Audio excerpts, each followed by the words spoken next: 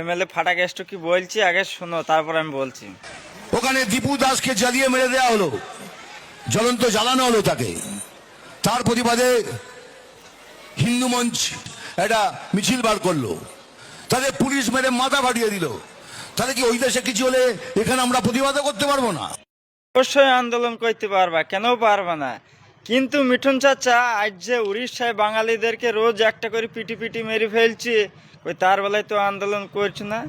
উড়িষ্যায় তো অলরেডি 4-5টা মেরে ফেলেছে, আরও রোজ মারছে বাঙালিদেরকে, রোজ মারছে বাঙালিদেরকে, তার বেলায় কোনো আন্দোলন হচ্ছে না।